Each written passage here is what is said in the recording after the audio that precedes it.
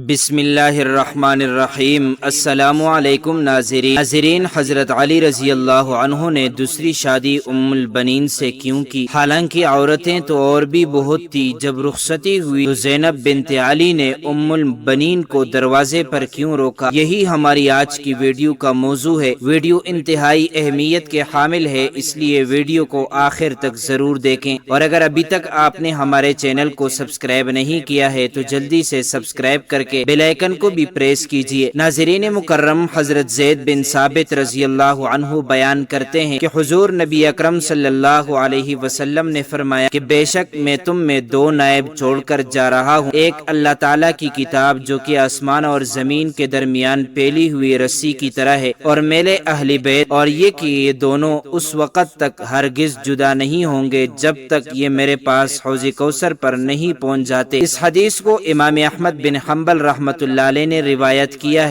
آپ سے پوچھا گیا، یا رسول اللہ، آپ کے قرابت دار کون ہیں جن کی محبت ہم پر واجب ہے؟ تو آپ صلی اللہ علیہ وسلم نے فرمایا، علی، فاطمہ اور ان کے دو بیٹے حسن اور حسین۔ اس حدیث کو امام طبرانی نے روایت کیا ہے۔ حضرت سیدہ فاطمہ الزہرا رضی اللہ عنہا کی وفات کے بعد حضرت مولا علی نے ان کی وصیت کے مطابق دوسری شادی کی۔ حضرت حسن رضی اللہ عنہ، حضرت حسین رضی اللہ عنہ اور حضرت زینب رضی اللہ عنہا ابھی چھوٹے تھے۔ آپ نے سیدنا عقیل رضی اللہ عنہ کو رشتہ دیکھنے کے لیے کہا تو قلبسی بن کلاب کے قبیلے کا انتخاب ہوا۔ حضرت سیدنا علی کی خواہش تھی کہ کوئی ایسی خاتون ہو جو شجاعت، سخاوت اور ایثار کی خصوصیات سے مالا مال ہو۔ بنو کلاب کی خاتون حضرت فاطمہ بنت حزم کے گھر رشتہ بھیجا تو سرداری حزم اپنی بیوی کے پاس گئے اور پوچھا کہ حضرت علی کا بیٹا فاطمہ کے لیے رشتہ آیا ہے، کیا آپ نے اپنی بیٹی کی ایسی تربیت کی ہے جو نبی کے خاندان میں بیاں ہی جا سکے؟ رشتہ قبول ہوتا ہے تو حضرت فاطمہ بنت حزم سیدنا ام البنین حضرت علی کے گھر جاتی ہیں، سیدنا حسن اور حسین اور فاطمہ کو گلا لگا لیتی ہیں، حضرت علی سے درخواست کرتی ہیں کہ ان بچوں کے سامنے آپ مجھے کبھی فاطمہ مت کہیے،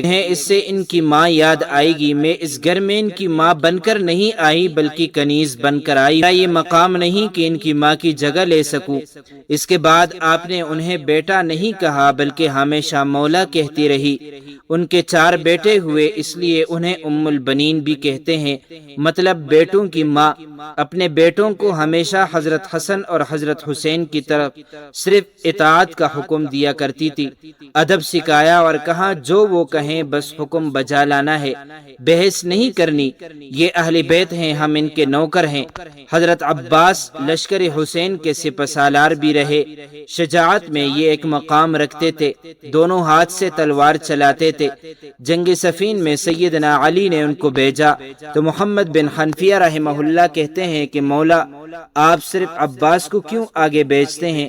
تو سیدنا عباس کہنے لگے، حسن اور حسین میرے ابا کی آنکھیں ہیں اور میں ان کا بازو، اور بازو ہمیشہ آنکھوں کی حفاظت کرتا ہے۔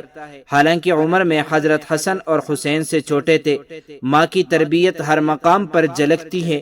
واقعہ کربلا میں جب ایک ایک کر کے لشکر حسین کے سپاہی شہید ہوتے گئے تو سیدنا عباس نے مولا حسین سے درخواست کی کہ مجھے جانے دے۔ سیدنا حسین ان سے تلواریں لے لیتے ہیں کہ بس عباس پانی لے آؤ۔ آپ پانی لینے جاتے ہیں تو یزیدی لشکر ان پر حملہ کر دیتا ہے، دونوں بازو کاٹ دیتے ہیں۔ جنہوں نے حضرت حسین کی حفاظت کرنی تھی، گھٹنے پر تیر لگا، حسین علی مقام کی آنکھیں بھر آتی ہیں۔ سیدنا عباس حسین سے درخواست کرتے ہیں کہ میرے گھٹنے سے تیر نکال دیں، اور کہتے ہیں کہ مولا میری والدہ سے کہہ دیجیے گا کہ عباس کے دونوں بازو نہیں تھے، اس لیے صرف آپ کو تیر نکالنے کا کہا۔ یہ وہ ادب تھا، جو اطاعت تھی، جو سیدنا ام البنین کی تربیت تھی، جنہوں نے ساری زندگی نبی کے اس گھرانے کی کنیز بن کر گزار دی۔ آپ کے چاروں بیٹے اس جنگ میں شہید ہو گئے۔ حضرت علی کے 500 بیٹوں نے اس میں جام شہادت نوش کیا، جس میں 4 سیدہ ام البنین کے فرزندان تھے، جو لشکر حسین کا نہ صرف حصہ بنے بلکہ امام علی مقام پر اپنی جان تک قربان کر دی، اور ساری عمر کبھی زبان پر کوئی سوال نہ لائے۔ سیدنا ام البنین کو جب اپنے چاروں بیٹوں کی شہادت کی خبر ملی تو فرمانے لگی، چھوڑیں، میرے مولا حسین کا بتائے تو بتایا کہ وہ بھی شہید ہو گئے۔ کہنے لگی، کیا میرے بیٹے بعد میں شہید ہوئے؟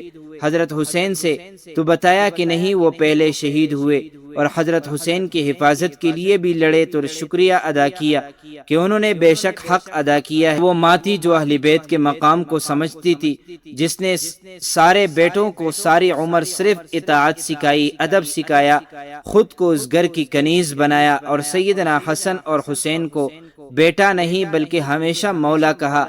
اللہ تعالی ہم سب کو اہل بیت کا مقام سمجھنے اور ان کا ادب اور اطاعت کرنے کی توفیق عطا فرمائے، آمین۔ معزز ناظرین، امید کرتا ہوں آپ کو یہ ویڈیو اچھی لگی ہوگی۔ مزید معلومات کے لیے ہمارے چینل کو سبسکرائب کیجئے۔ اگر زندگی کے لمحات مزید باقی رہے تو آپ کے لیے ایک اور بہترین ویڈیو لے کر حاضر ہوں گا۔ تب تک کے لیے اللہ حافظ۔